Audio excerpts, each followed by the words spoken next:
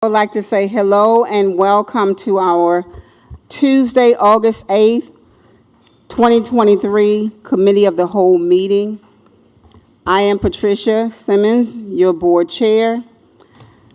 I would like to get started, and when I get started, I want everyone to just have a moment of silence when we stand, and then we will continue with the pledge.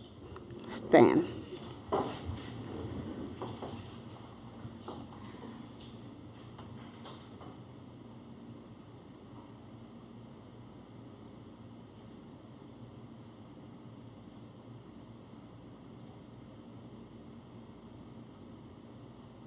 Amen. We will now go with pledge. Pledge of allegiance to the flag of the United States of America and to the republic for which it stands, one nation, under God, indivisible, with liberty and justice for all. Thank you. You may be seated. I would like to entertain a motion to approve of the agenda. Madam Chair, I make a motion that we approve the agenda. Second. I have a motion and a second. If there is no question, all in favor, please signify by raising your right hand. Unanimous. Thank you. We will now start with public input. Sharon? Well, Ms. Wickett. Sure. Guidelines for addressing the board. There is nothing in the law or anyone here that prevents you from saying anything you wish to say. Please try to refrain from commenting on any pending student or employee discipline or grievance matter. What you say will become public information, which is subject to the Freedom of Information Act laws. If you choose to call specific employee names, we suggest that you do not. It is the board chairman's duty to inform you that you could also be subject to defamation laws according to your statements. Present your comments without using offensive language or making comments in a disrespectful manner. School district policy allows you 3 minutes for comments, and your time will be kept by Ms. Sherrill on my left. Board members and the superintendent are not required to respond to your comments unless they choose. We thank you very much for your input. I would like to call Ms. Juanita Harvey.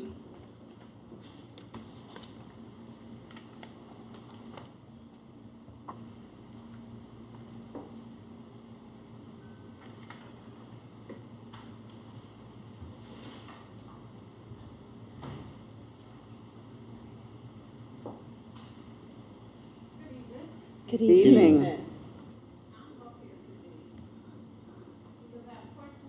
Ms. Harvey, is that mic on?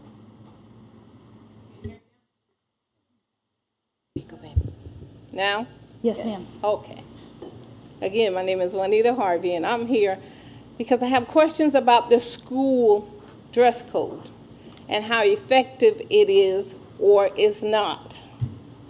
My first question is, have any one of you went to the schools to see the disruption and the chaos? Have any of you considered the parents when y'all decided to do and change the dress code? Have any one of you honestly listened to all the parents and not some?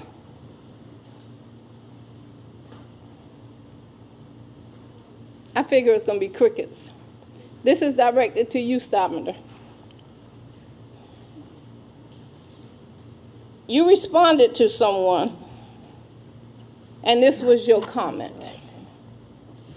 I'm not exactly sure when, maybe June, there was a public meeting that addressed the issues with hoodies. And you went on to say, and this is your email from your email address, you went on to say that it was the educators and the superintendent that changed the rules, the dress code, and the hoodies. You want me to bring it to you so you can read it? Read the whole thing. Read it verbatim, please. I will. Let me finish what I have to say, and if my time permit, I will. You also said that it was superintendent, Dr. Cabe at the time, But then I went and looked at the school, the page, and it said changes according to the school board. So, which one is it? Is it Dr. Cave? Is it the educators or the school board? Who is responsible for the changes in the dress code for our school district? Who is responsible? Because you can't continue to push off what's wrong on Dr. Cave. She's no longer here. Are y'all concerned at all over the chaos? Are y'all concerned at all what the parents are feeling?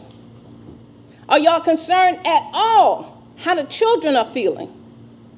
This is the first week of school, and very little has been accomplished because we had to deal with the dress code. The dress code.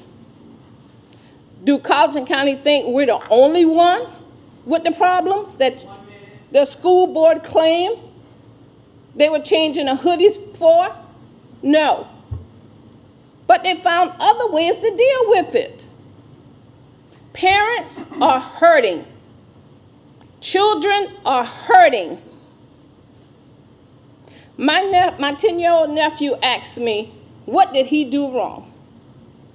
What's going on?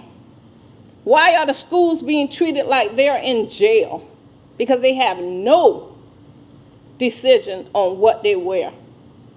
It's not right. You guys need to get it right. If nothing else, for the children.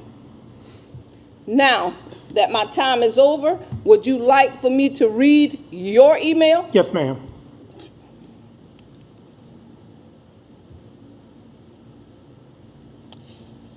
For your concerns about the dress code, I'm not exactly sure when, maybe June, there was a public meeting that addressed the issues with the hoodies.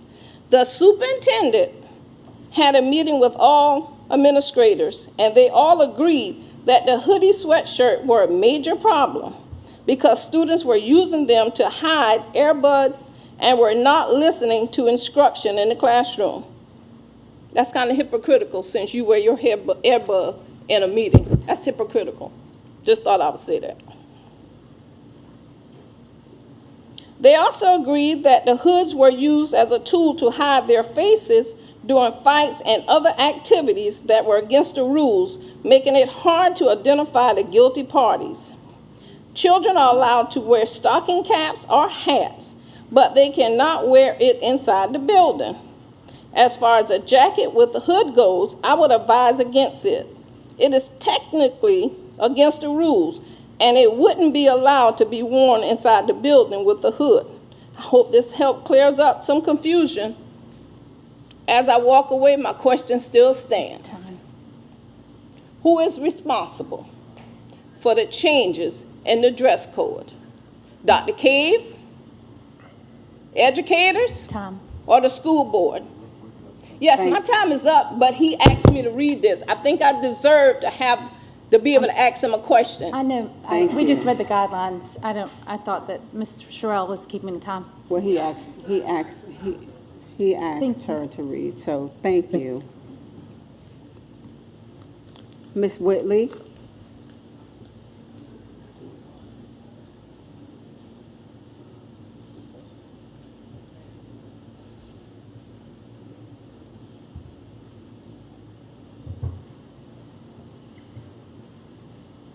Hello. Hi. I'm coming today because I came to a couple of the meetings. I spoke with different board members individually, and I also spoke at the committee meeting on the 10th. I voiced the concerns that we had over the dress code. It wasn't just the new changes that were taking place, it was the dress code as a whole. I thought it was something that was going to be taken into consideration. After that, it was never addressed again. I have sent emails, voicemails, and I've also called the district to ask how to request a public hearing. Excuse me, sorry, I was running in here. No one has gotten back to me as to like a definitive answer on how to go about that, not even to just get the information on how to request a hearing. In the policy manual, it states that you can request one and that you guys can meet with a group of us who have a concern on a specific issue. And I don't understand how nobody in the school board has gotten back to me about the issue. It's been I almost a week. just want to interrupt. Yes. I do have a letter that I did not get to send out to you. It will give you the guideline on how to go about doing what you need to do. Okay, I would appreciate if that's something that we put on the school website. I know that a lot of parents, they don't know what's going on. They don't know where to get the information from. And it took me a lot of calls. And my first response that I got back was just to come tonight to the meeting and speak, which I've already done. I feel like if it wasn't for the fact that I was pushing about the issue, that's what would have just been the answer, and I would have went about my business, also hurting with the parents and the students on the dress code policy. So I'm hoping that even after I do request one, because I will, that it's something that you guys really take into consideration. It's not just the hoodies, it's not just the jeans, it's the whole dress code. It's outdated, it makes no sense, it's not fair to all of the students, and the whole purpose of this was to make it easier for the parents and the students. Shopping for school this year is ridiculous, still to this day. It's so hard, and we're going to have to do it again in a couple of months when our kids grow out of the clothes that they've already bought, and Walmart and other places in town are already getting rid of the clothes that they have.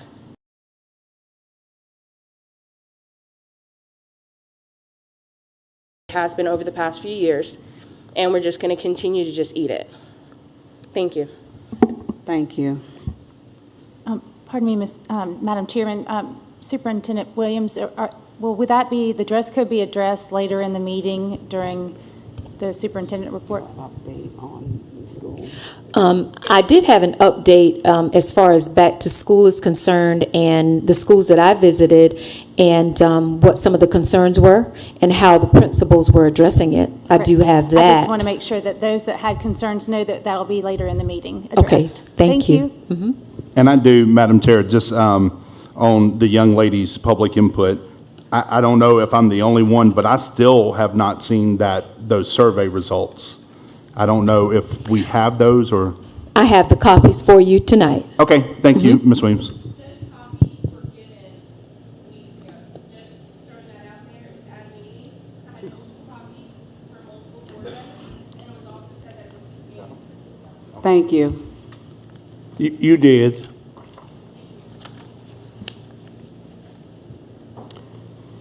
Since we don't have old business, new business, we will go with superintendent report, Ms. Mary.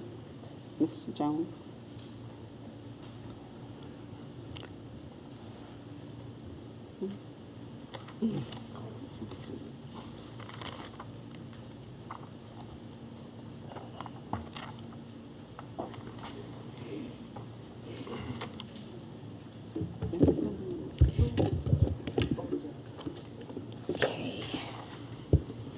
All right. Good evening, board members. I'm going to start tonight. Each month, I always highlight a business partner because I told you that we have lots of partners this year who have come and are willing to help us in so many various ways. And tonight, I would like to introduce to you all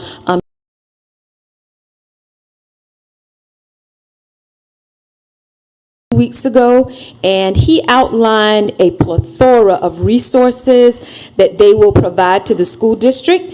And Battery's done.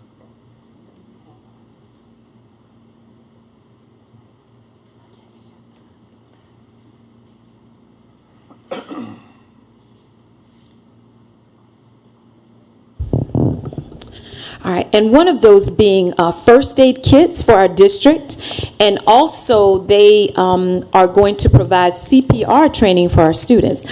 So at this time, I want to invite Mr. Howard Nettles to come and his staff, if he has anyone with him, to present to you in his own special way.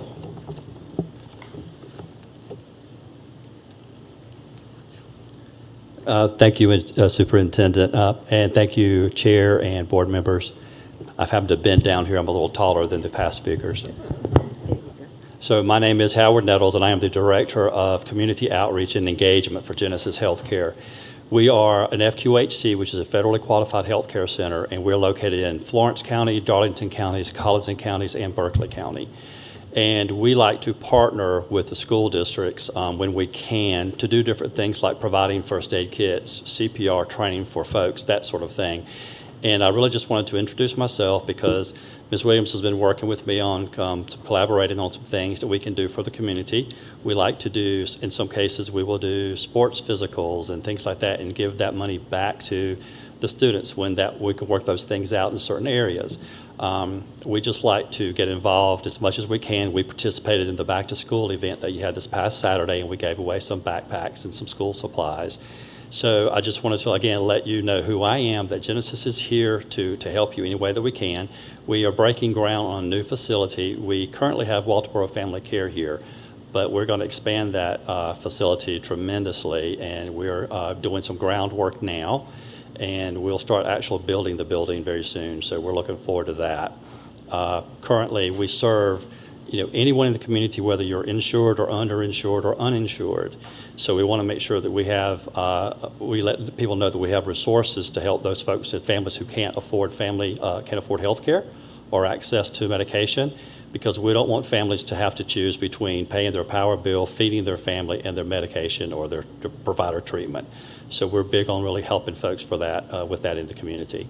So again, Howard Nettles is my name. I'm from Darlington. I'm on City Council in Darlington, so I understand the protocol. I will be cognizant of my 3 minutes. And if there's anything we can do, Superintendent Williams has my information. She can reach out to me. If I can meet with you privately at any time individually, I'll be happy to do that as well and tell you about the services that we offer for both primary and pediatric care here in the region. Thank you all for your time. Have a good evening. Thank you. Thank you.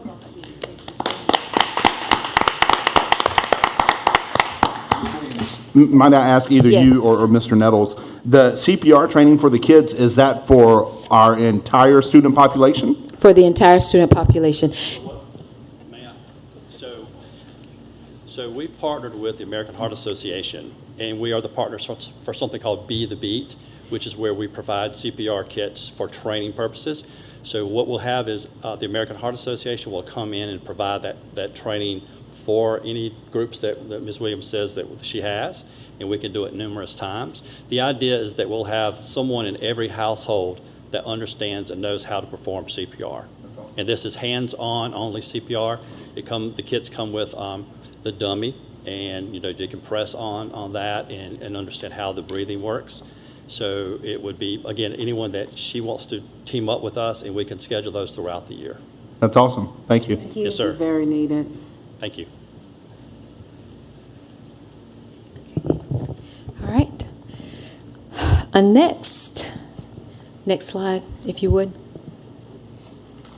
So it is our goal of the district to increase our communication among all of our stakeholders. That's one of my priorities, to make sure that we are looking for various ways to increase that communication. And not only for our parents, but also for our teachers and for our staff. In addition, we wanted a platform for our teachers and a platform for our parents, that they would have access to different instructional resources and information for our parents. So we started something called Parent University, Teacher University a few years ago, and we wanted to continue that this year. We have two instructional technology coaches, Mr. Edward Jones and Ms. Mary Jo Fox, and they rekindled that fire. And I've asked Ms. Fox to come up at this time to give you some information about Parent and Teacher University.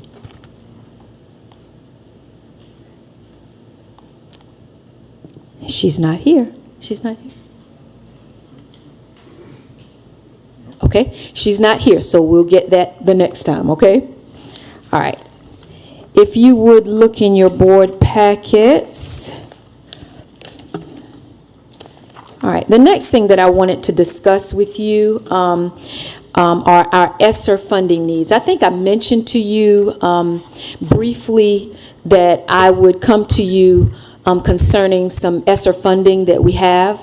And just talk to you a little bit about some things that we want to consider doing a little bit differently. We have some very immediate needs, and those needs include instructional needs that we have and also needs for the operation of our schools so that our schools can operate smoothly. As you know, whenever you have ESSER funds, and I know Dr. Reed's going to touch on it a little bit as well when she comes up to do her report, but ESSER funds can be amended, and it just takes a little while. You send in the amendment, and then you have to wait for the amendment to be approved.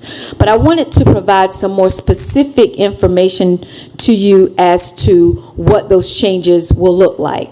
So as you know, specifically, the district allocated about $6.9 million for the renovation plans to the district on building at 611 Colleton Loop. So this building will no longer be used for this purpose, and the district wishes to use those dollars for the following pressing concerns. And I just wanted to outline to you what some of those concerns are. One, to help us with the funding of our full-mind teachers and proctors, and also our H-1B visas. Also, we want to use that funding to help us with our after-school programs and also our summer learning programs for 2024.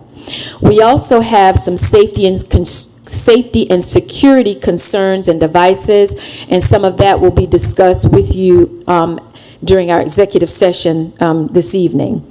We also have curriculum and instructional needs such as our iReady Math, accelerated reader at different school locations, enhancing our science instruction through the Children's Museum of the Lowcountry, our SEL focus with Loop It Up Savannah. We also have some needs through our Office of Exceptional Learning, such as mindsets training and other needs that they have as far as inclusion is concerned. And we want to be able to utilize that $6.9 million to take care of some of these needs. By using these funds, it will help us avoid a lapse in funding because, as you know, these funds will expire September 30th of 2024. And if we use these funds, we can place our general funds into our fund balance, building the fund balance up so that when we have needs such as building needs, if we ever have those, then we can utilize those funds that are in our fund balance to help us fund those things. So it's best to use the money that we have in ESSER first to take care of our immediate needs, because that money is going to lapse and it's going to go away, and we don't want the money to go away without utilizing it for what we need it for. Okay? And I just wanted to kind of, just give you an update on that, just for your consideration. All right? The next thing in my report. Ms. Williams, before we move on, can I just ask real quick? Sure. I understand the visas for the international teachers. I understand the virtual teachers, though those numbers could be changing based on our current needs and stuff. But of all of these other things that you mentioned, the Mindset program, the SEL program, and all of that, we are less than 6 weeks into our new fiscal year with our new budget. Is that stuff not included in that new budget? Yeah, some of those things that I mentioned, such as Loop It Up Savannah, those are things that we have already been utilizing before. We've already had that in ESSER, was it 2? We had it in ESSER 2. So we want to continue with those things and amend ESSER 3 to include it in there. But we did not put those things in our general budget. No, some of these are not in the, now, like our iReady, like we utilize iReady as our formative assessment. We have the formative assessment tool in our general fund budget because curriculum and instruction usually takes care of that along with federal programs. But we also have some other needs for iReady. So, our math scores, as you know, over the years, have not been where we want them to be. And so we've developed a plan in order to increase our math scores. Some of that includes utilizing some iReady math resources. And so that's what we would be using the ESSER funds for, to purchase those iReady math resources. Okay, so let me just ask for clarification. The things that you're talking about are needs that have just come up under your leadership based on your plan for us moving forward, and that's why we need these things now out of ESSER? Yes. Okay. The majority of them, yes. Okay, thank you. Any other questions? I have some questions. I'll wait and share those with Dr. Reed in her report later. Okay. Yep. All right. Okay, the next slide, I wanted to talk to you a little bit about our Cognia accreditation. And I'm very, very happy to announce that we have received notification that we have earned accreditation through Cognia. So I just wanted to, and we're so very, very happy about that. I know there was a presentation earlier that pretty much gave you some of the information about what that process entails. And I just wanted to let you know that basically Cognia is a school improvement process. It just kind of guides you through some of the things that we need to think about as we're looking at our data and analyzing our issues in order to continue improving. I also wanted to let you know what some of those areas of focus will be according to the summary findings that they sent us, and I'll just read these for you. We had four areas of improvement that they suggested that we work on, and we have to respond and send in an action plan. And we don't have to respond for 2 years. But the Cognia coach will work with us to develop a plan for these things. But the four areas are, number one, formalize a comprehensive observation process to monitor instruction to ensure high-yield instructional practices are implemented, monitored, and evaluated to advance and deepen individual learners' knowledge and understanding of the curriculum. That was number one. Number two, develop a documented process to ensure data are collected, analyzed, and used to leverage all improvement initiatives. Number three, formalize and implement a process to use analyzed data to regularly evaluate all instructional programs and organizational conditions to improve instruction and advance learning. And then the fourth area, design, deliver, and evaluate a professional learning plan designed to improve pedagogical skills and monitor the impact of the plan on learner performance and organizational effectiveness. So those are the four areas of improvement, and as I said, we have 2 years to respond to this, and they will work with us as we develop our plan for improvement. Okay. Ms. Williams, can we get those sent to us? I was trying to write, but I wasn't that fast. Can we get those? Most definitely. Thank I you. can send you, it's a pretty thick document, but I can send this to you. I can send the entire. If we can just get the four areas of improvement is all I was asking for. Sure, Thank sure. you. I can send that to you. And I also wanted to thank again our core team that consisted of Dr. Baddick, Dr. Reed, Mrs. Hedden, and Mrs. McDonald and myself. It was a lot of work. It was a lot of data analysis, but the team, I mean, we worked together, and I think Ms. Whitkin, you were a part of, and Ms. Simmons, of our review when they came and just kind of talked with us and asked us questions about our processes and procedures in the district. So we're very happy about our accreditation. Okay, and then lastly, I just wanted to just give you some information about our first day of school, first 2 days of school. And I want to announce that we had a very good, smooth opening to the 2023-2024 school year. It started with our convocation on Friday, and everyone was encouraged and everyone was motivated to give their very, very best, because it's all about the kids, and we reiterated that. And I just want to thank all of you, all of the board members, for participating in that event. It really meant a lot that each and every one of you, all 7 of you, were there and present. That really meant a lot for our staff to see that you're vested in our schools and invested in our school improvement. So thank you for that. For as far as school opening, the first 2 days, yes, we did have a few minor issues, and that is to be expected. But it's nothing that we can't resolve, and we're working towards that. I visited every building, and I think the only building I didn't visit was Cass, but I did conversate with Dr. Daniels to make sure everything was okay at Cass. And all of the buildings that I walked into, administrators were smiling, teachers were smiling, students were smiling. Administrators were going over school expectations, just different expectations for the school year. And I saw very engaging learning activities going on.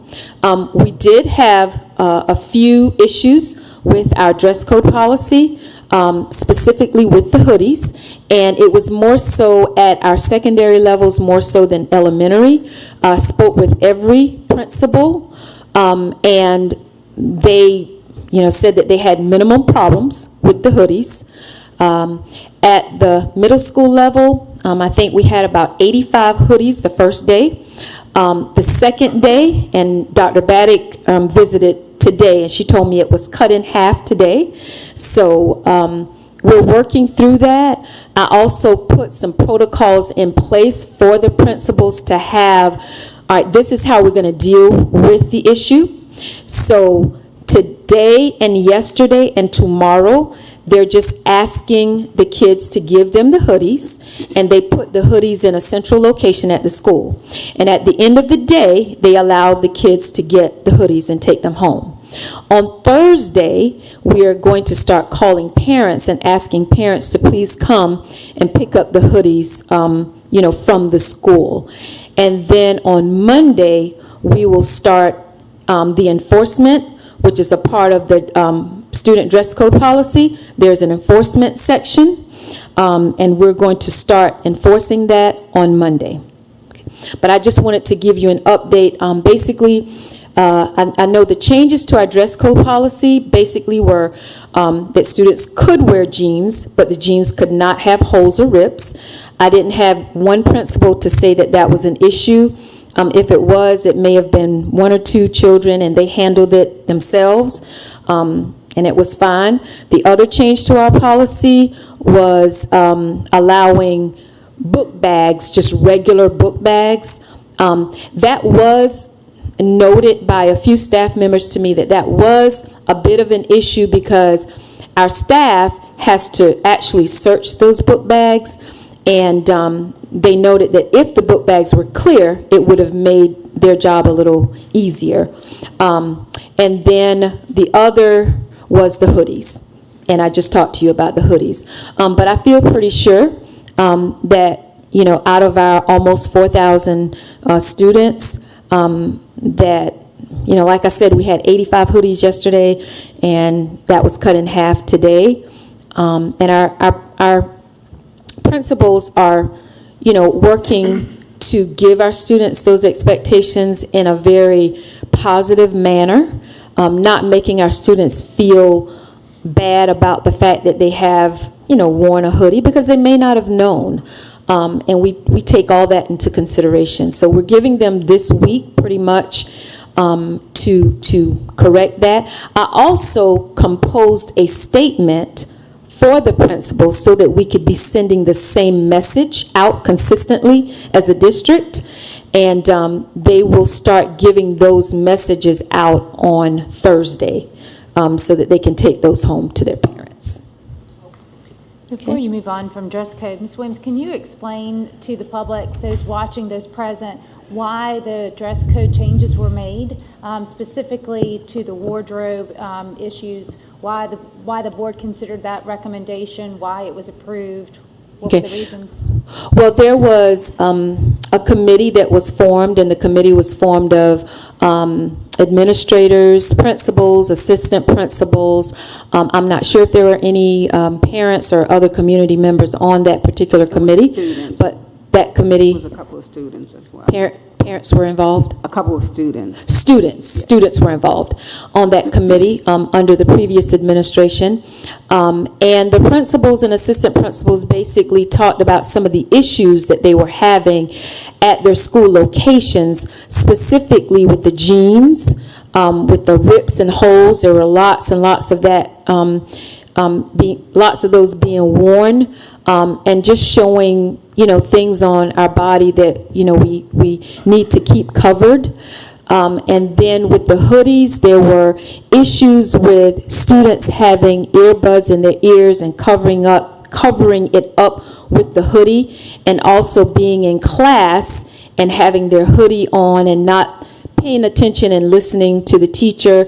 And then just defiance when an administrator asked them to remove their hoodie. They remove it, and then, about, 5-10 feet later, they put the hoodie back on. And it was just causing a distraction to the learning process, because everything we do is about learning and making learning more effective for our students.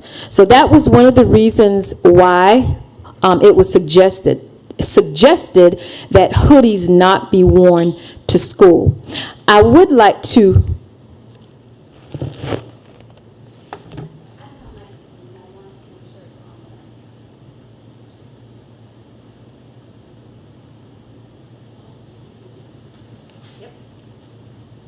and also, that's why you have an assistant to remind you. There was instances where students were covering their heads, and if we had any type of fights or anything like that broke out at the school, they were utilizing the hoodies to cover their faces and cover themselves so that they couldn't be identified. So it was also a safety concern as well. I also wanted to reiterate, because I have the policy here, and I wanted to,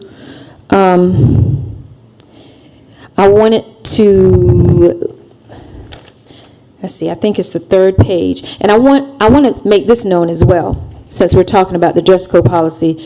The policy itself, the new revised policy, is not on our district's website where in the policy manual yet, because that has to be done by the School Board Association. So they're going to take this markup version, which we have, Ms. Cheryl worked on this markup version. They're going to take this, and then they review it, and they make their modifications, and then they put it on our district's website. But it's not in the policy manual section, but on our district's website, there's a section that says second readings. So it's under the second readings, because the School Board Association has to make it public, the true policy. But I would like to say that inside the policy, it does say exemptions can be made by the school administration for inclement weather. So if it's raining outside and a child has a zipped jacket for a rain jacket, and that child brings it to school, they cannot wear that in the building. They can put it in their book bag and keep it in their book bag until it's time for them to go outside in the weather, and then they can use their hoodie at that particular time. So I just wanted to say that, because just to kind of clear up maybe some confusion that's going on, and also to let everyone know where they can go on the website to find this marked version of the revised dress code policy.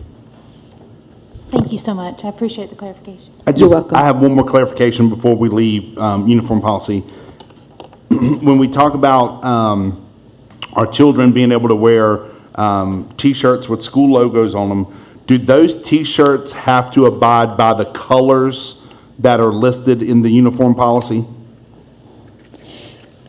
So if it's a school-sponsored, wait a minute, I don't want to answer that incorrectly. And we can come back and answer this after our executive session if we need to get clarification on Yeah, that, Ms. Williams. I want to make sure I'm saying the right Yes, thing. ma'am. I'm just reading what it says. It says, "For the purpose of this policy, shirts, vests, sweaters, and crew necks with no hood sweatshirts are referred to as tops. To that end, tops may be solid white or approved solid colors. Students may wear plain shirts with a collar or school-sponsored T-shirts." So it doesn't say the color, but I'm assuming that if it's a school-sponsored T-shirt, it would be the color, that school's color. Approved. Okay. Yeah, school's approved color. Does that make sense? Yes, ma'am. Thank you.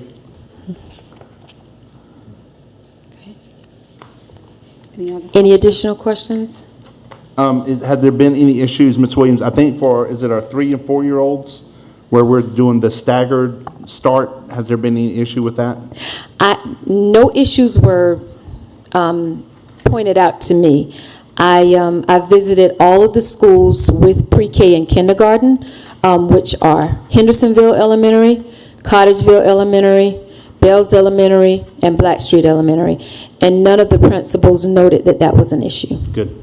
And just for clarification too, there was confusion on some news media reporting on who goes where when.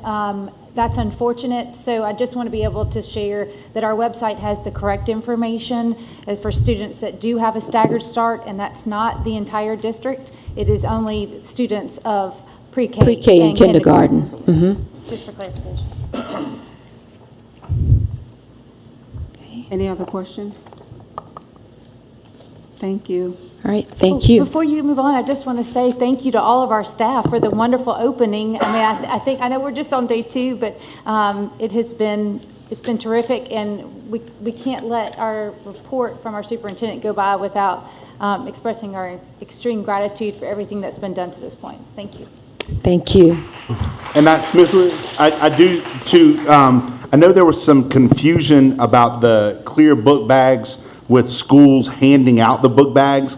I think if I'm understanding that correctly, it was because those schools had those as overages and were just trying to offer them. The schools were in no way trying to mandate that that's what they had to use. They were just trying to offer those as free resources, correct? Correct. Thank you. And also at our back-to-school bash, and I don't know if Dr. Reed is going to talk about that, but I know her department was very heavy in organizing that great back-to-school bash that was held on Saturday. They did have some clear book bags that they were giving out. And like you said, Mr. Irwin, it was because there was an overage and they had some left over, and some parents, were grateful for any book bag because our policy states that they can just bring regular book bags. Yeah. Thank you. You're welcome. Ms. Williams, did you come up with the date that we talked about? Yes. So our next, and thank you, Mr. Murdaugh, our next policy committee meeting will be held September 11th, which is the Monday before our committee of the whole or regular board meeting. I know we have a meeting on the 12th, so our policy committee meeting will be on September 11th. At what time? 5? At 5 o'clock. Okay. Yes.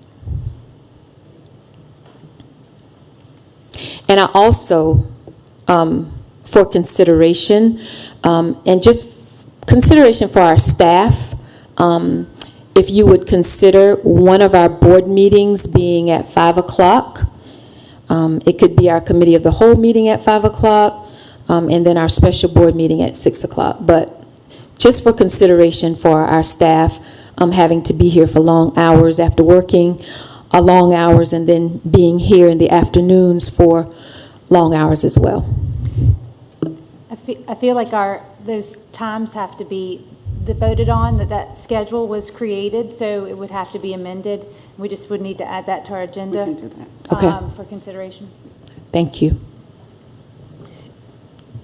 Okay. If I may ask one more quick question. Yes. Or just to, as we are simply on day 2 of this new school year, we do have a slightly different calendar. We do. The modified year-round calendar that allowed us to start before the third Thursday in the month of August. If you could, Ms. Williams, simply evaluate this new start for staff and students helping us throughout this semester. We know that we will be able to have exams before Christmas, and that's one of the advantages of this new schedule. But the feedback from our staff and students is helpful. Also, in identifying that we started on a Monday, sometimes we start on a Thursday. So understanding the impact of that decision as we begin to make next year's calendar would be helpful. Okay, most definitely. Thank you, Ms. Williams. Thank you. We will have Human Resources, Mr. Murdoch. I'd like Ms. Hamilton to come before us.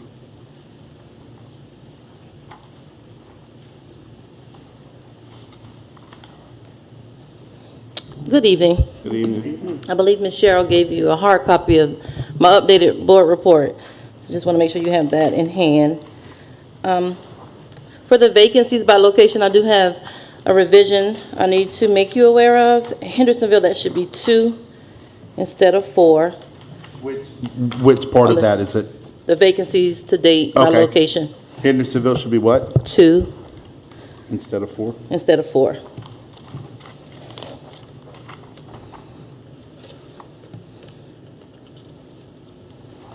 Also, just want to make you aware of the number of full mind teachers that we have per location.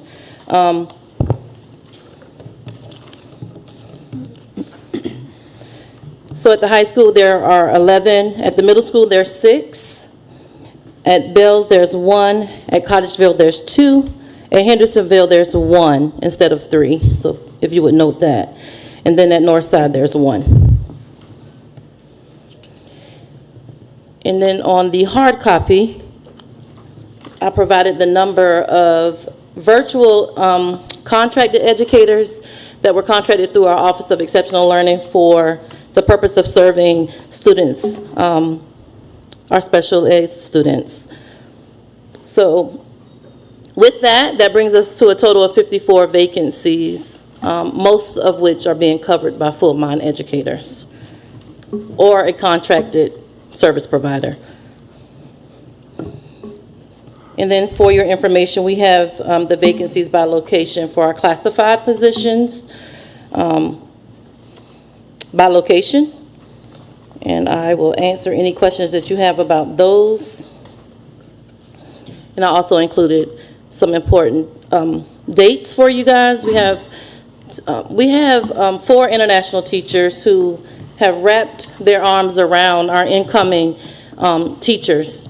And today, on their own, with the coordination of Ms. Jean Nettles, they came together and sponsored them just to give them a check-in for the first 2 days of school, because some of them literally just got here this morning. And so they just wanted to make sure that they were fine and that they knew they had a path forward to be successful for the rest of the school year. So I am pleased and would be remiss if I did not call them by name. So Ms. Bondsley, Dr. Tatel, Ms. Morris, and Ms. Griffiths. We thank them for offering their expertise in the area of international teaching. Please give them our thanks as well, Ms. Sure. Hamilton. No, it's great. Sure. And they will continue to do that throughout the year.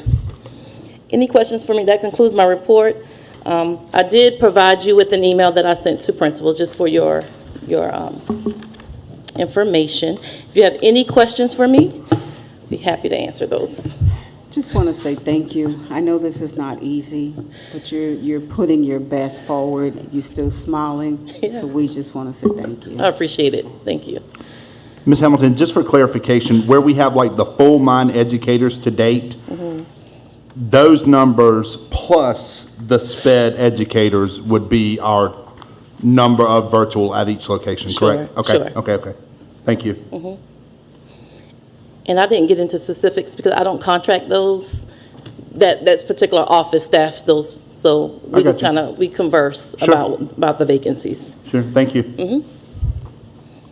Ms. Hamilton, thank you for the information that was shared with principals. And I Sure. know that each individual building will handle the coordination and communication of, with parents to let Right. them know what their child's teacher situation is, if it's different than the norm. Sure. But do you have any confirmation, or you, Ms. Williams, that has been done? So does every parent, do we know, have they been contacted by our district to let them know that they may not have a teacher or where that is? So I'll defer to Ms. Williams since I do not supervise principals, so I'll let her answer. So I want to say that Ms. Hamilton actually outlined a parent letter to send home.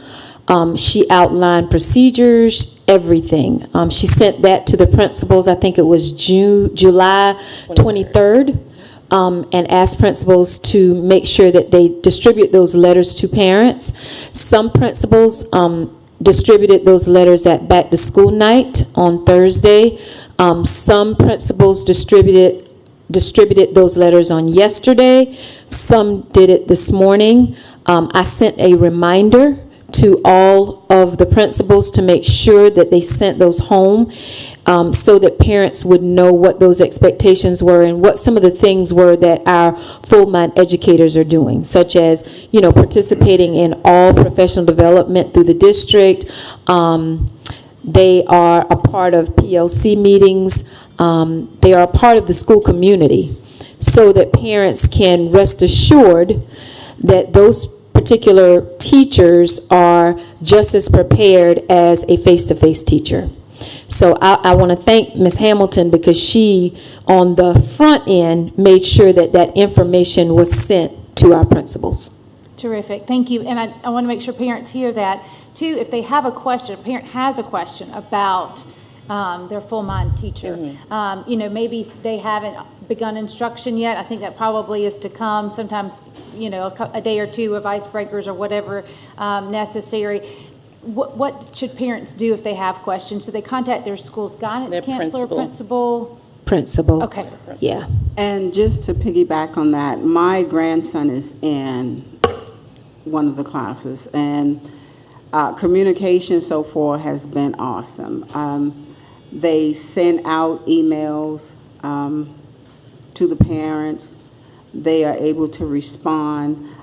Like, he was given a project to work on, and my daughter wanted more information, and they were like responding very quickly. She sent it and she was like, "Mom, I got response back with less than 30 minutes. So it's working out so far. It's just that the communication is going to be different. You can't just walk in the classroom and say what you need to say. But I'm impressed. So hopefully it will be an incentive for everyone until we get our teachers back in the classroom. And please know that we are working I know you tirelessly in HR to try to get in-person teachers. Ms. Hamilton, thank you for what you're doing to cover everything, but my question was if we were to have an in-person retiree or a person that graduates, in December, are we able to put an in-person teacher in the classroom at any point? Or are we under contract, with this group that we can't do that? So we have hired, we've had full-mind educators in place, and so we have had to counsel 4 with no penalty, so they give us that credit. So yes, if we hire someone tomorrow, I'll just send a correspondence just saying that we found an in-person teacher. And they are aware that that's ideal. That's what we need to be looking for. So, and they understand that fully. Thank you. Yes, so sir. they can just contact you if we were to have a retired Sure. teacher watching that wants to teach a math class. Sure. Come on down. Hats off. Doug Bullock did that and helped us through some math classes, so I encourage anyone that would want to do that. Yeah. Thank Anyone you. else? Yep. Thank you, Ms. Hamilton. Finance, Ms. Strobel. Good evening, Ms. Barrett. Thank you for bringing forth your report.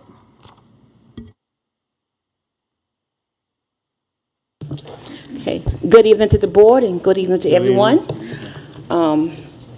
Back in 2012, our school district reached a threshold of $75 million, which require us to be on the state procurement code.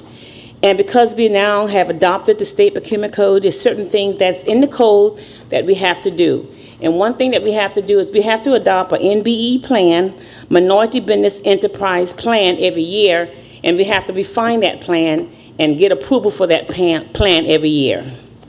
So the board, we represent the plan, and the boards approved the plan that we would carry forward for this fiscal year here. The Minority Business Enterprise Plan, it defines what a minority is. A minority is a person, me, in the United States citizen who's economically and socially disadvantaged. Socially disadvantaged individual means those individuals who are members of the following groups: African American, Hispanic, American Native, American Indians, Eskimos, Aleuts, Native Hawaiians, Asian Pacific Americans, and women. Personal net worth of a disadvantaged owner cannot exceed $1.32 million. A socially and economically disadvantaged small business means any small business which has the following criteria. At least 51% has to be owned by more citizens of the United States who are determined to be socially and economically disadvantaged. And also, you have to have, in case of a concern, which is a corporation, 51% of all the classes of voting stocks of such corporation must be owned by an individual, individuals, 51% who falls into that minority small business classification. And the state has a certification program that they go through, that a vendor can go to in order to become certified by the state. It is a very rigorous program, and we have a lot of vendors that tends not to go through the program.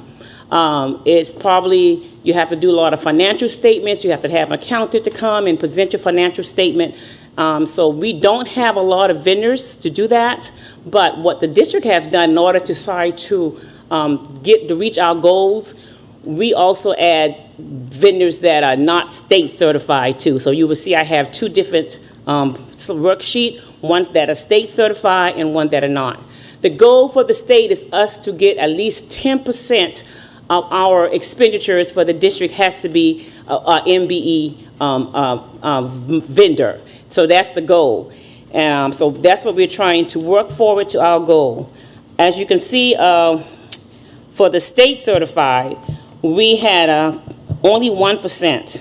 We had a total of $10,933.58. That was only 1% of what our total expenditure was for that fiscal year. And normally what we do with procurement, we try to, when we send out certain solicitation, we try to invite minority business to come in and give them, say, hey, you look, we have this solicitation out there. Can you please come in and try to, bid on the process? So that's what we're trying to do now. And one thing that in order to help them, what we can do is that to help them, if they do become a vendor for us, what we can do is we can do progress payments, such as letter of credit. Let's say sometimes they may not have the funds right then in order to be able to provide a service or goods. So what the state said we can do is we can do a letter of credit saying, okay, this person has run the solicitation, and he has been provided the contract. So when we give them a letter, they can take it to a bank or whatever funding source they can, and they probably get a contract or get some funding source until we pay them the monies. So it's all based on doing that. And also, when they receive the officer a letter, we give them a letter requesting the stating the dollar amount of what they're going to get and how much we're going to be paying them with the contract. And they would take it to whoever they do business with, and that would help them. And that's basically the only advantage of being a state certified vendor, is that because we can do things like that, state minority vendor.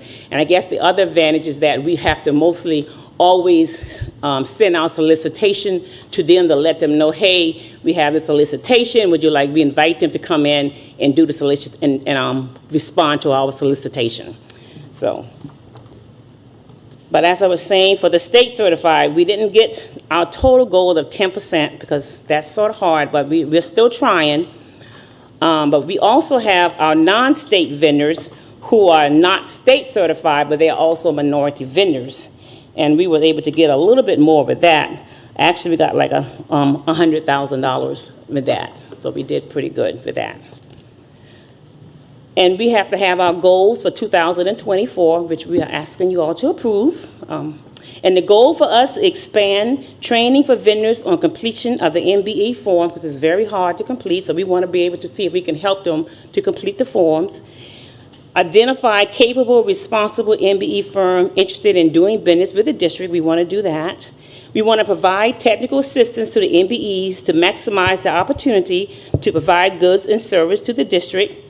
We want to maintain a list of state-certified MBEs and send each MBE that cannot provide the goods or service under a contract a copy of the bid or solicitation information to notify them of the opportunities with the district. And also, we want to advertise in the community media in an effort to make MBE aware of the opportunities to do business with the district. And we want to include at least one minority woman or small business in all bid solicitation when it's available. That's our goals for 2023-24. Any question about that? No. How long have we participated as a minority provider? Well, when we became under the state procurement code in 2012, that's when we were required to do that by the state. Thank you. Okay, on our monthly revenue comparison, for our local revenue, of course, we don't really start receiving our tax yet, so compared to last year, this year, we haven't received our tax revenue yet, so that's not there. The state funding, last year, we used to have the EIA funding, and we also had the two different funding sources, the EIA and then the EFA. But last year was the first year that we were combined and we do state aid to district, so now it's going to be comparing more apples to apples than it was last year, and it's apple to orange because we had two different funding sources. So right now, we had an increase in our state funding of $161,221.24 from last fiscal year, that time in July. Federal funding, of course, we are not doing any, we're still claiming, and we haven't claimed our funds yet, and we got to August 15 to do all of that for the end of June, so we haven't got any funds coming for our federal funds yet. Food service is the same thing, their federal program for that. So we had an increase in our revenue for the month of July of $161,201.24. For our expenditures for the general fund, we had a decrease in our expenditures of $503,613.71. Special revenue, we are still spending. We had an increase of $148,500.38. Federal funds, we had a decrease of $17,304.08. And food service, we had an increase of $2,736.66, which we had an overall increase in expenditures, overall decrease in expenditures of $369,680.75. Any questions? The decrease in expenditures for the general fund, was it contributed to? Well, I think right now what we're trying to do is we're trying to spend some of our federal funds more so than anything. So we're trying to conserve our general fund as much as possible. Okay, so it's a monthly placement as much as it is an expenditure decrease? Okay. Thank you. Okay. And also with the capital projects, as you can see, I have it listed out where fiscal year 23-24 capital projects. So you can, that capital project is for those fiscal year for 23-24. And anywhere you see in a little modifier with a 24, that's a 24 project too, because we still have a lot of old 8% money on the books. So I want to try to clean out that old 8% money, first. So I'm trying to put some of the projects there and clean some of those out as quickly as we can so we can get that money off the books.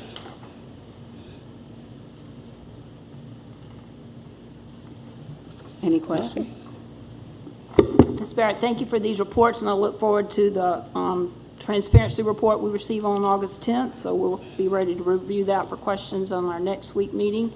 And also, thank you for the yearly travel that you've provided us since the last meeting. And what I'd like for you and the superintendent to consider giving us a monthly travel, as some superintendents have, if that's something y'all could provide, so we wouldn't have to wait to the end of the year to review that. Okay, that'll be fine. And also, I want to say about the Prismatic. I know there was concern about Prismatic, and because we paid them in June, and the reason why they were paid in June, because we didn't receive any of the bills. It was February, March, April, and May. Those bills came came in June, and we paid him the week of the next week that it came.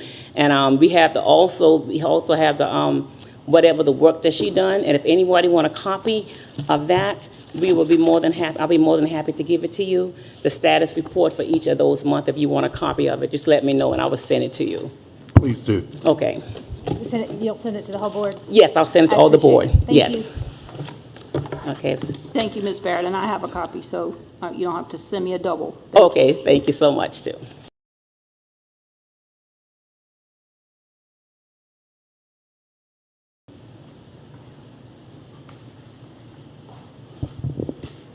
Good evening, board members. Good evening. You have a copy of our PowerPoint that we shared with you that should be in the board packet. Just gives you some brief updates about the ESSER funds to date. Thank you. So I wanted to provide you an idea of what the remaining balances were from ESSER 2, which are the SRSA funds that were awarded to the district through the Congressional Act in December 2021. We are well on our way to spending those funds and closing them out. That is a good thing because all across the United States, districts and states are not utilizing these funds for the purposes of which they're intended. And Carleton County has done a good job with using those funds for the areas that we have. So we're really putting those funds to good use. You can see the ESSER 2 at the time of that slide, it's $209,012 and a penny. We're down to about a little over $100,000 on that now because we've had some funds coming out of that. Like I said, we well expect to have those funds out the door and reported on at least, I know by September 30 at the very least. We continue to provide updates and are subject to monitoring of these funds. As a matter of fact, we have monitoring and reporting coming up with the next 2 weeks. They are highly visible. They are strictly monitored because, of course, the federal government wanted to make sure that we are using, not we just in us, but various school districts are using the funds. So we're excited about that. We continue to pay the salaries for the expenses for the positions that are in the ESSER 2 funds. Our district-wide MTSS coordinator, some additional expenses that we had for iReady math that Mrs. Williams referred to, and salary and fringe for our mental health counselor that we have for the district, okay?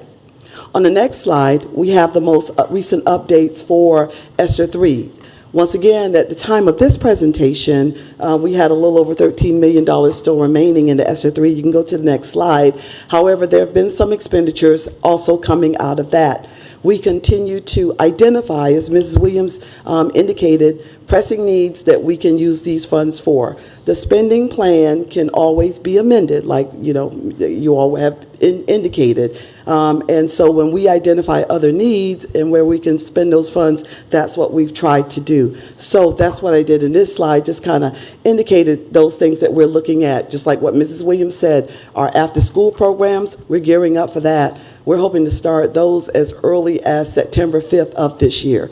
We want to get our students continuously ready, have those additional supports for the after-school program, so we're advertising for those. We're getting ready for summer 2024. It's going to be here before we know it, and so we'll have those things in place as well and have that funding. Our goal is to, once again, utilize this funding before it expires September 30th, 2024. Whether any additional funds will come after that will remain to be seen, but whatever comes, we'll certainly use it. And of course, as Mrs. Hamilton has indicated, our Full Mind virtual teachers and expenses for our international candidates and our proctors that support those teachers. Those are real life expenses, and we're trying to use our funds in terms of doing, supporting those. Next slide. So now I'll answer any questions you might have in terms of ESSER. Ms. Williams, Superintendent Williams, you mentioned you might give us some operational needs that will come out of ESSER. Is that something we're going to hear about later? That, like the architect mentioned, some upgrades and things that were necessary?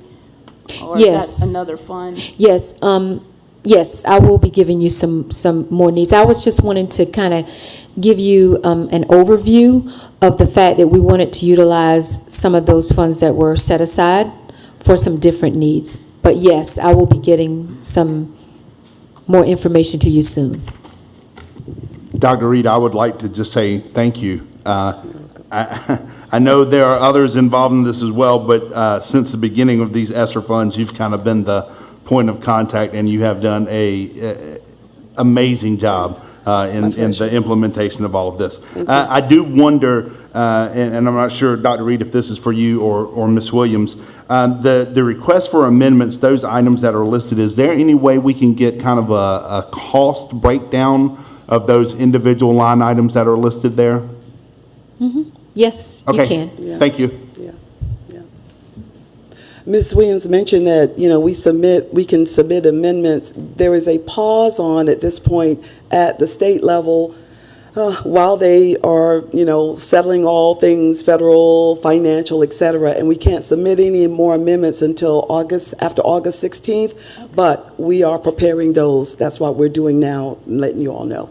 So we'll have another opportunity next Tuesday to look at the information more specific to what Mr. Irwin just asked for, Mr. Ogle asked for, in preparation for those amendments. So it's sometime after August the 16th that we submit these? We submit it, and then they will review them. The key here is they have to review the amendments and approve them. I know that there are some things that we may request, but the State Department has to approve. But once again, we try to align any request with, COVID-related continuity of operations, building capacity, and that sort of thing. And all of those things, especially the full-time teachers, because of the teacher shortage, due in partly to COVID, are relative for that. I just want to say, as we prepare to spend the remainder of these funds, I think it's important that we understand where our focus is, as we only have a year left to spend it, and just opening discussion, dialogue, sharing details, better understanding, so that it fits our strategic plans, and Right. and we understand everything that's being used. Thank you. Absolutely. All right. Any other questions? Okay. Thank you. Curriculum and instruction, Mr. Irwin. Ms. Hedden, are you giving us that curriculum and instruction? Thank you. Good evening. Good evening. Okay. What's outlined for you tonight is some of the topics that we've been working on in curriculum instruction. We've been very busy planning for our math instruction for the 23-24 school year. As you can see, we're looking at the SD Math program as a pilot program for our CAS students. It is to help build the conceptual knowledge of math that many are lacking. We've also have worked on providing ongoing math PD using J2 mathematics. There should be about 50 sessions of her coming in and working with our math teachers planned for this upcoming school year. Also, we've had some Math Academy, 2 days of that, where we've had consultants come in along with our content specialists to work with teachers on building the math knowledge, as well as we have looked at restructuring our math instructional block to include a daily spiral review, direct instruction, and a math workshop. We've also worked with the district providers as well as some specialists, and we put on our district PD day that was held on August the 2nd. We had our certified staff members to attend, and we put on approximately 40 different professional development sessions, and they were on the topics of social emotional learning, arts integration, safety, technology, parent engagement, PBSS, assessment, and accountability, to name a few. We had several of the sessions that we put on. I know that Mr. Kubik and Dr. Daniels put on sessions that they had learned when they went to the Model School Conference in Florida. Ready? That, as you know, we are busy preparing for the new year, and we have put on professional development sessions for our returning teachers as well as our new teachers. Our new teachers were provided the training during the new teacher orientation. We have developed a year-long professional development calendar that will outline professional development sessions for our teachers. And we share that through our weekly Inc. memo. Also, we've had training within our own department on our expectations and protocols for the upcoming school year. I know, Mr. Irwin, you had asked about our summer learning data, and you can see the data that has been shared through our Office of Assessment and Accountability for our ELA data as well as our math data. You can see where we've shown the increases for the students participating in the summer learning program, and those that remained the same and showed decreases. While we're on the topic of our Office of Assessment and Accountability, they have been working with our Power School clerks to get our pre-K and kindergarten students rostered in Power School so that the students could participate in their kindergarten readiness assessment and the My IGDES assessment. And then we have our content specialists, and they've been doing a phenomenal job of working with updating our guaranteed viable curriculum, working on updating our assessment plans, our pacing guides, our teaching and learning framework, the PD calendar, which I've already mentioned, and our environmental checklist. Right now, they're working on our after-school tutoring plan for the school year. Content specialists were also some of the ones that provided PD sessions to our new teachers as part of our new teacher orientation, and they focused heavily on behavior management and classroom management. And then also they facilitated sessions during our district professional development day and monitor training for those schools who would like, to have that for the virtual classrooms. So that ends my report, and I will take any questions you might have. Anyone have any questions for Ms. Hedden? Ms. Hedden, I have just a few on the summer learning update. I wonder if you can give me any kind of information. The decreases pretty much across the board are a third of our kids decreased. And then you have fourth grade where half of our kids decreased in ELA, and fifth grade where 2/3 of our kids in the summer program decreased in ELA. Is there something that's skewing that data? Is there some explanation for that? Well, you've got to remember that we were only in summer learning for 16 days, and this was taken during that last week. Right. So, to skew the data, it could be the number of students that were attending that last week that actually took the test, as well as just the amount of effort that they put into it. Okay, so when we look at it, and we'll just say a third, kind of across the board, a third showed decreases. Is that, would that have fallen in your expectations going into summer school? Is that higher than what we would have expected? Is that normal?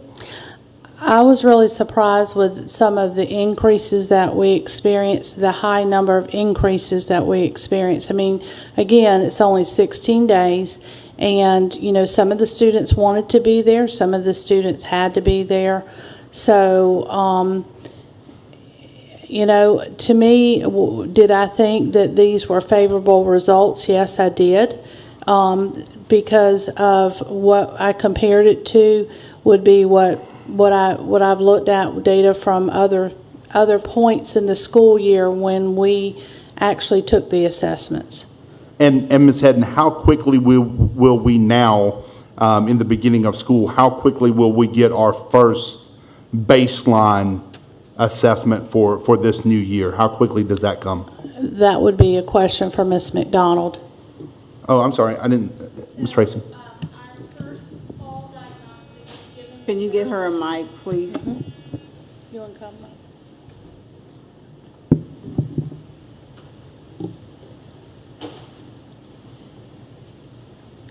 Good evening. Our first fall diagnostic is given the third week of school, and that is in ELA. And then the fourth week of school, the students take the math diagnostic. Generally speaking, it takes 2 days to assess. We don't want students to test any longer than 45 minutes. So hopefully the middle school students will take 2 days back to back and be done. Those who don't finish will be given additional time the next day to finish that assessment. And we get those results pretty The quickly? results for students are immediate. Okay. So once they finish their diagnostic, those students are placed in their personalized learning path immediately. So they can't work in their pathway until they finish their diagnostic assessment. So September-ish, we will have a baseline? Okay. Okay, thank you.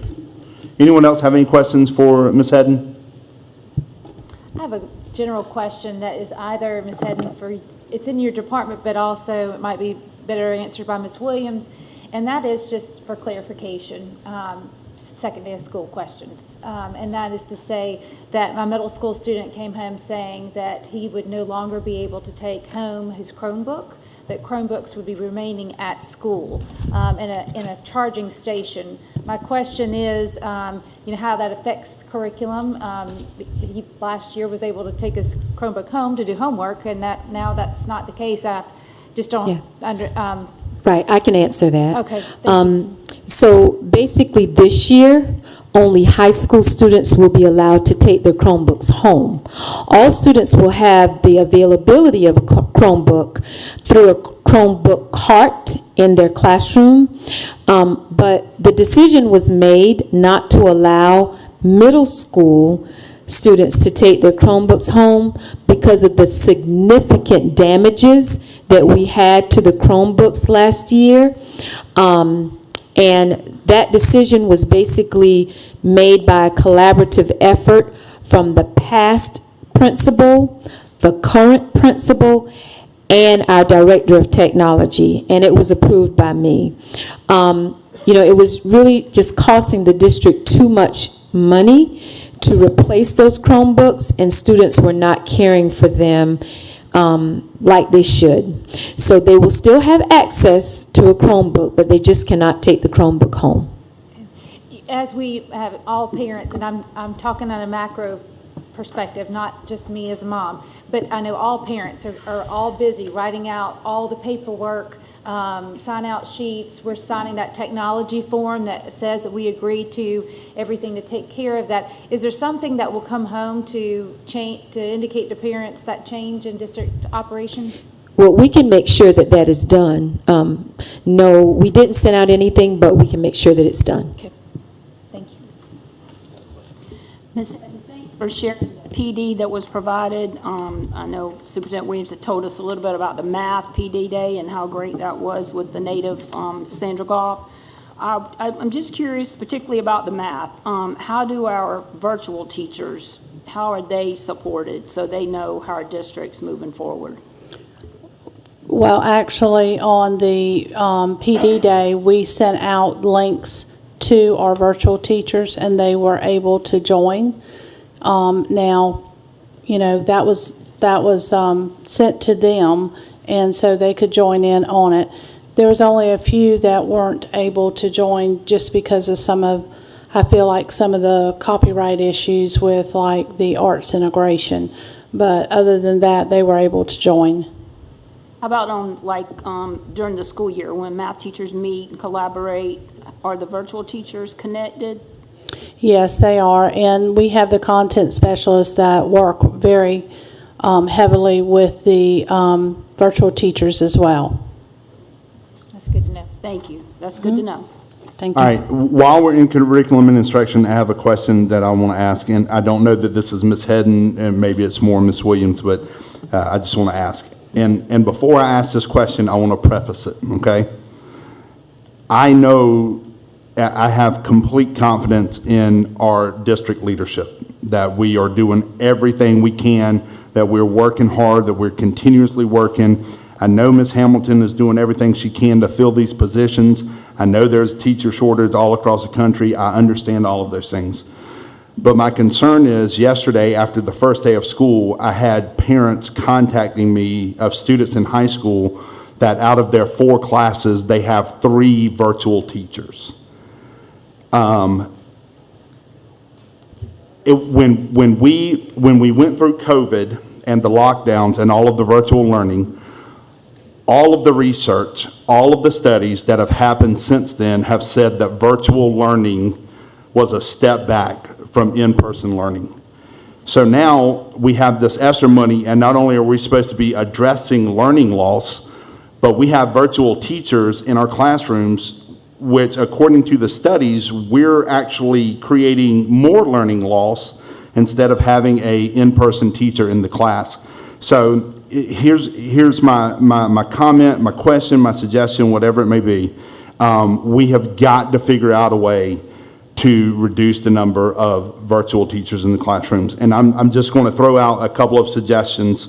One, I know in the past, at the high school level, I don't know if it happened in the middle school or anywhere else, we actually paid teachers extra money to teach classes on planning periods, free periods, and those kind of things. Is that happening? If not, can it happen again? Is there a way that I know no teacher wants to hear anything about increased class size, and I get that.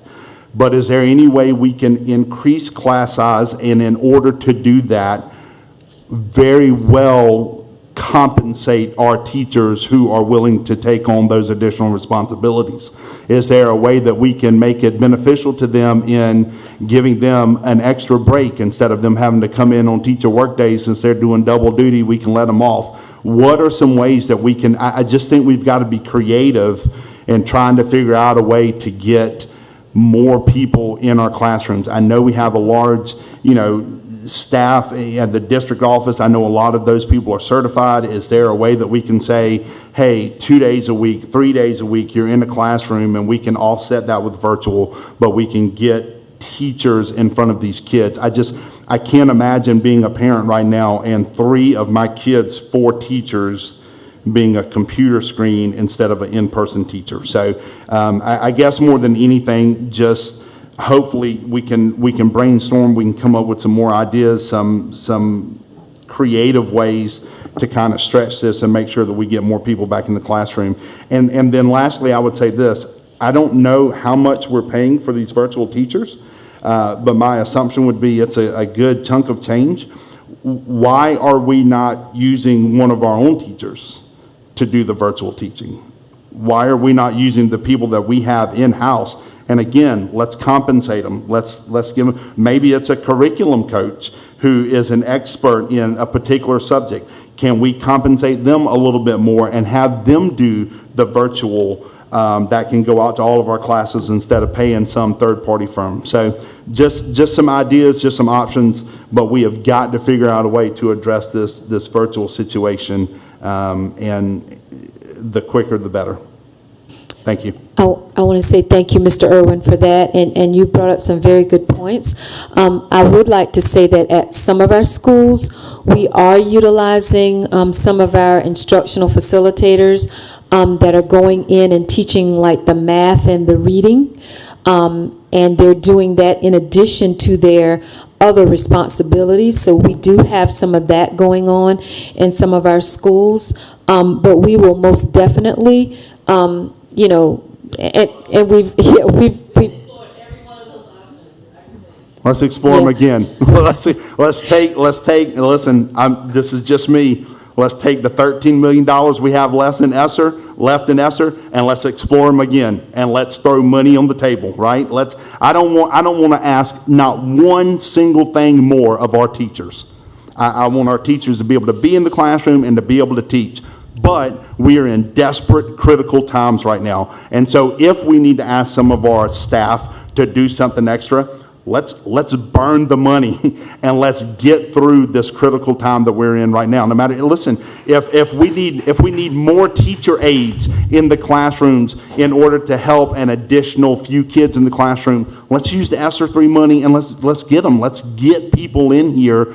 And again, you know, we've got really good personnel in our district, teachers, leadership, admin. Is it fair to ask a little bit more of them? No, but it's never been fair of any of my bosses to ask a little bit more of me either, you know? But sometimes whenever you get in critical situations, you have to do a little bit more. The expectations change a little bit. And I just think, I think we've got to, I know Miss Lynn harps on retired teachers.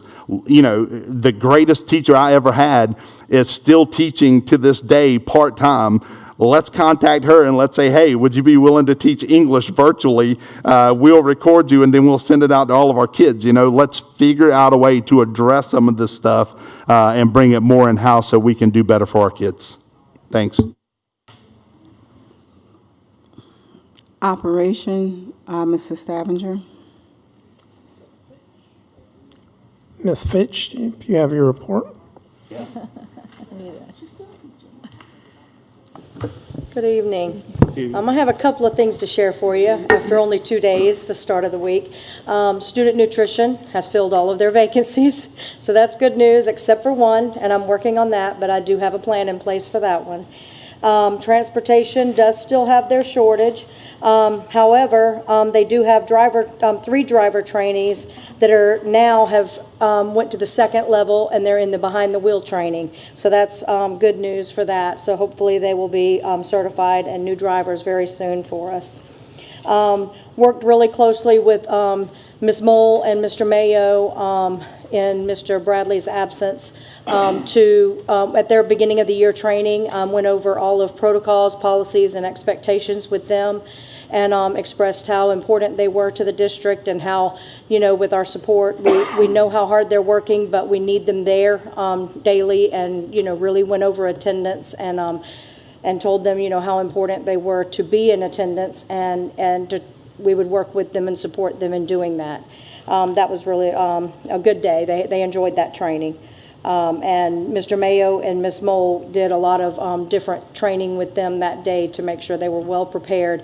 We've had a few hiccups, as we always do at the start of school, with making sure that the buses are loaded. You know, getting them loaded with the ridership and trying to determine whether that ridership is accurate or not, because a lot of people sign up for the ridership and then they don't show up to ride. And so you're trying to make sure that all the buses are full, and then when you find out that there's a lot less, during that first week, you start developing what the actual ridership is and working out all those kinks. We had a couple of buses that didn't show up right away at Thunderbolt, and we handled that yesterday, so all 4 buses should have shown up today. I did not hear different. I called and left a message, but did not hear back from Mr. Kubik yet. But I'm sure if there was an issue, he'll let me know and we'll address it.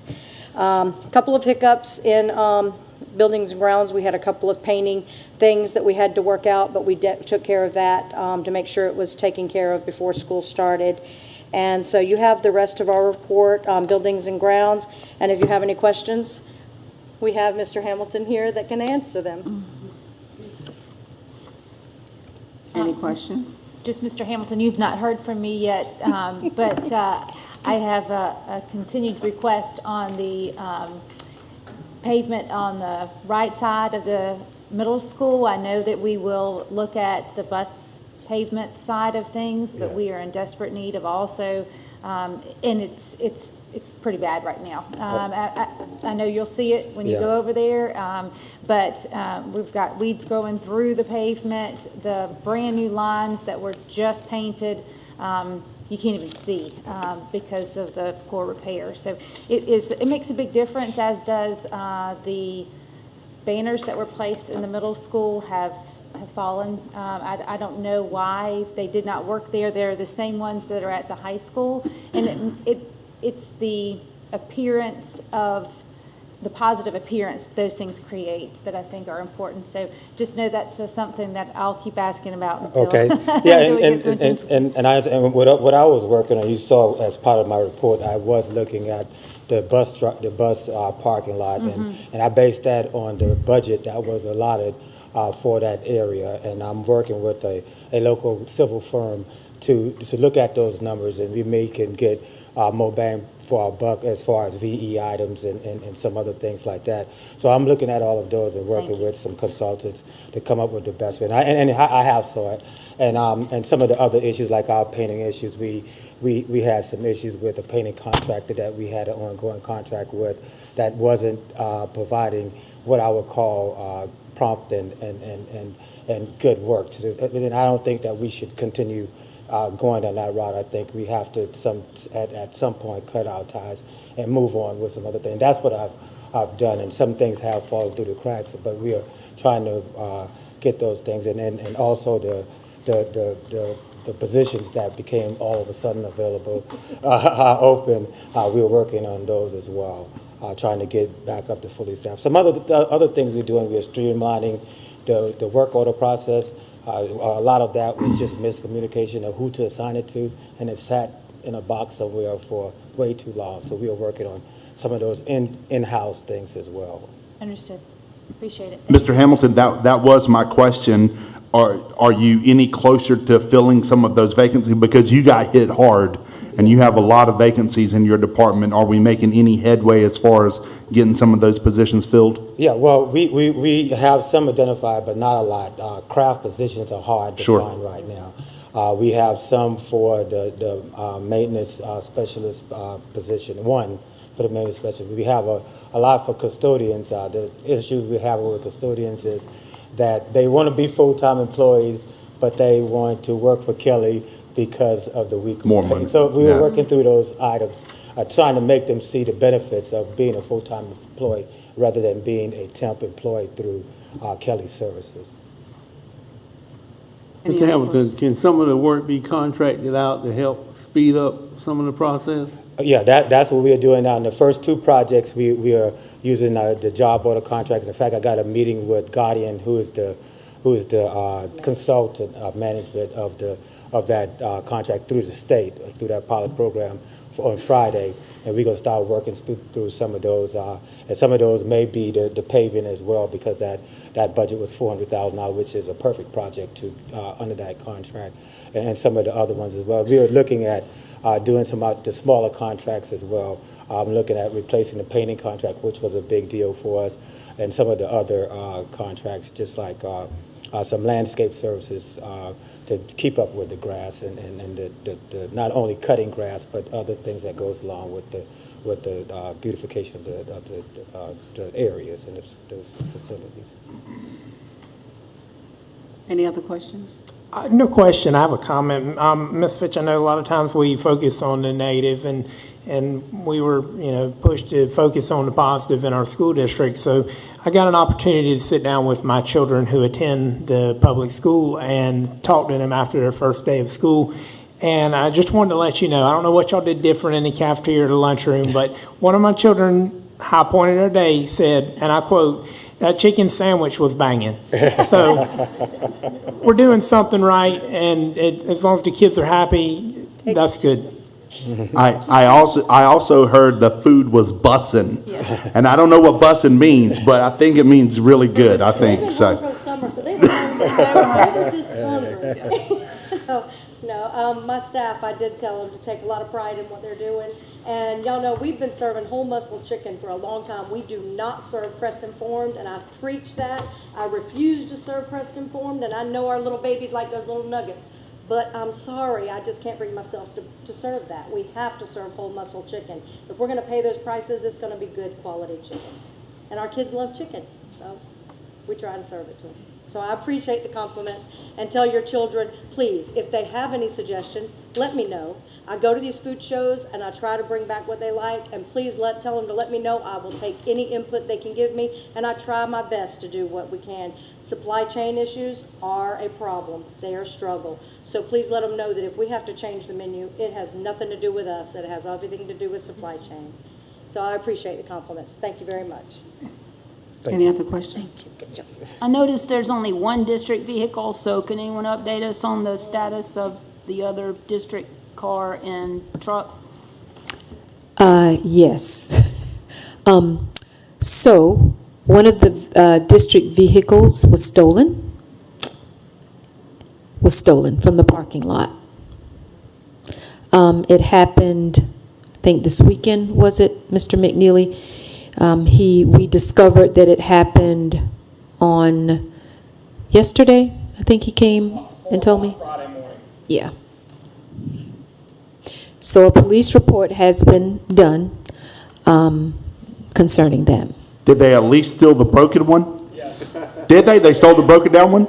And my comment was, when I did the police report, is he probably got to the stop sign and went, I stole the wrong car, as he shook all the way down the road. But yes, it was 4 o'clock in the pouring rain, because it started raining at 3 o'clock. He started messing with the car. He jimmied the locks up the door. There were parts that he had taken off of the car. The hood was up. You could see him in the rain. He would kind of duck his head. He would work on something. The lights would come on, and then all of a sudden he would go off. But he stayed out there for probably 15 minutes. Working on the car so he could get it down the road. Mr. McNeely, because we have police officers present, I would like to amend my previous comment. He stole the car that was in pristine working order. Is that correct? Everything was perfect on that car. Thank you, Mr. McNeely. All jokes aside, in the truck that we did have here for district, I beg your pardon, I didn't hear you. the white truck we used to have here for district use. The white truck is at the Ford dealership. The wheel bearings on both sides were bad, and it was taken to the Ford dealership for repair. We're waiting on parts to come in, and that vehicle will be returned to us as soon as the parts are in and installed. If there is no more question, thank you for the update. Miss Simmons, Yes.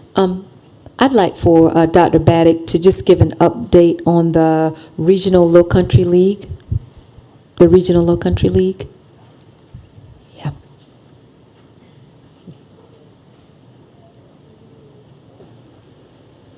I look geriatric, I'm aware. I hurt my legs at the gym, it's so embarrassing. I can't even get up. Good evening. I'm happy to provide you with an update. I just want to pull it up here. So as you may or may not know, we had been participating in the Low Country League with Beaufort County. Beaufort decided that they no longer wanted to compete with other districts, and they were going to confine their competitions to their district within their own boundaries of their district. So their middle schools are going to compete against their own middle schools. So everyone that had been competing in that league has kind of been pushed out. And there are, of course, some different opinions as to why that may have happened. All I know is that we were among the school districts that are no longer welcome to compete. This means that all of the outside districts were left with no competition except for internal middle schools, and of course we only have one. So Coach Alston took it upon himself, with of course my approval, to meet with some other ADs and principals from other local middle schools, specifically Hampton County and Ridgeland County, and he asked them if they would be interested in forming a new league so that our students could continue to compete outside of the district. They were very interested. They had very productive meetings, and they have scheduled some football games and volleyball games for the fall, although a formalized league has not yet been developed. That is what we hope to formalize, and we also intend to schedule some games in the spring. So it is on the horizon. It has not happened yet, but that is what we're intending to do, and that is the reason. It's simply that Beaufort wanted to keep things in-house. Dr. Baddock, I appreciate the initiative from you and Coach Alston for moving forward and trying to figure out a solution. I just wonder, I know this is middle school, but is there not a governing body like the South Carolina High School League? There's not No. any kind of... Not for middle school, no. Huh. That's interesting, because I know we have regions and we have classifications that are overseen by the high school league, so I just... Okay. I asked the same question. It's my understanding, no. There's not a formalized body that oversees the middle school sports. I'm so disappointed in this, and I'm just going to say that publicly. Our athletic schedule for middle school is significantly dropped in a number of opponents. And in competition play, these are smaller schools that we're competing against. Those that we were competing against in Beaufort County were the middle schools that filter into the high schools that are in our region. So the productivity that was being developed was positive. And so I'm disappointed that Beaufort has chosen this path. I really think they did it because we were really great competitors. And that has to do with our amazing athletic department at the middle school. And I just want to commend them for everything that they do. And I'm sad for our athletes because they have a shortened season because of nothing that they have done. So thank you for that explanation. And I hope everyone understands this was not in our control. And maybe, hopefully, it's something that we can build upon as our region works together. They'll see that we can be a stronger region if we incorporate our middle schools into more rigorous and competitive play. I share your sentiment. I know that Coach Alston shares your sentiment, as do many of the other employees and the parents within the district. And I too fear that it's maybe because we were a little bit too awesome, quite frankly, and we excelled in so many sports, and maybe they weren't ready for that. I don't know. But I am hopeful that we're able to build a new league, and it's a strong league, and it offers our students, some real competitive opportunities to demonstrate their skills and to prepare them for JV and varsity competition. Thank you. So, thank you. I think what you said is absolutely right. They're scared of us because our athletics are awesome. And this feeds into what Ms. Whitkin just said about, quality of opponents and stuff like that. But, I do wonder, just so we don't cheat our kids, can we reach out to the private schools in the area and in the surrounding communities and stuff, and maybe just schedule something with them just so our kids can get more games and more play and stuff? I just think we don't want to cheat our kids, our middle school athletes. So the more, maybe, again, we look outside the box and maybe we bring in private schools. I know Dorchester Academy, Carlton Prep, those kind of things. Maybe we can just... Thank you for the update. I'm sure Mr. Austin is going to work. He's pretty creative when getting things accomplished. I would like to entertain a motion that we adjourn from our committee of the whole meeting. Madam Chair, I make a motion that we adjourn from our August the 8th committee of the whole meeting. Second. I have a motion and a second. If all in favor, please signify by raising your right hand. Thank you. I would like to entertain a motion that we go into our Tuesday, August 8th, 2023 special board meeting. Madam Chair, make a motion that we enter into our special call board meeting today, Tuesday, August the 8th, and also that we approve the agenda as presented. Correct. Can I get a second, please? Second. I have a motion and a second. If there is no question, all in favor, please signify by raising your right hand. Unanimous. Thank you. I would like to entertain a motion that we enter into executive session. Upon returning, action may or may not be taken. We will enter into executive session for 2.01, 2.02, and 2.03. Madam Chair, I make a motion that we enter into executive session for item 2.01, discussion of employment matters related to hirings and resignations. Item 2.02, discussion regarding the development of security devices and procedures. And item 2.03, discussion of a contractual matter regarding the proposed leasing of real estate. Second. I have a motion and a second. All in favor, please signify by raising your right hand. Unanimous. We are now in executive session. Thank you.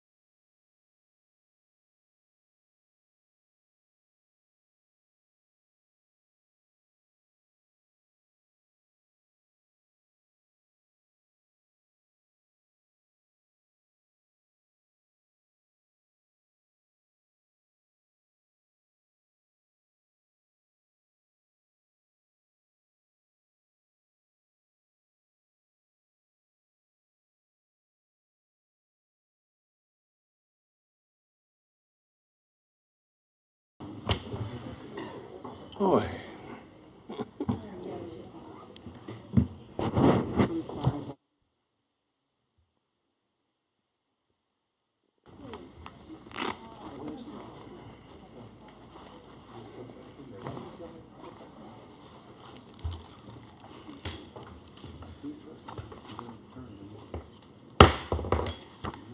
I would like to entertain a motion that we enter back into open session.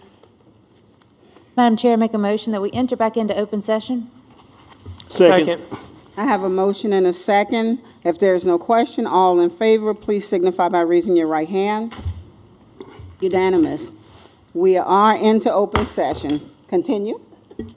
Madam Chair, I'd like to make a motion that we accept the staff separation, item number 1. Second. I have a motion and a second. If there is no question, Show Mr. Murdock, he's unsure. what you say? Which one that is? Which one's number 1? Okay. All right. We have a motion and a second. If there is no question, all in favor of the motion, please signify by raising your right hand. All opposed? 3. Yes. Thank you. Madam Chair, I'd like to make a motion that we accept the staff resignation number 2. Second. I have a motion and a second. If there is no question, all in favor of the motion, please signify by raising your right hand. All opposed? Unanimous. Madam Chair, I make a motion that we accept the recommendations for professional staff employment as presented. Second. I have a motion and a second. If there is no question, all in favor, please signify by raising your right hand. Unanimous. I would like to entertain a motion that we adjourn. Madam Chair, before we do that, if we could make sure that we understand the policy committee is scheduled for what date? Policy committee is scheduled for, I know you were going to ask me. Thank you. September the you. 11th, the next Monday, policy September committee 11th. meeting. Yes, at And- 5 o'clock. Thank you. And also, just as a public information, I wanted to make The sure that 11th. the public knew that board members' cell phone numbers and contact information has recently changed. It's been updated on the website. Our school district email addresses will remain the same, so you can still email board members with concerns without issue or challenge. However, our cell phone numbers have changed, so please reference the website in order to reach us for any reason. Thank you. And some of us will be able to be reached on either one. So I thank you for that information. Can we get a motion to adjourn? Madam Chair, I make a motion that we adjourn. Can I get a second? Second. We have a second. All in favor, please signify by raising your right hand. Good night, everyone. Night.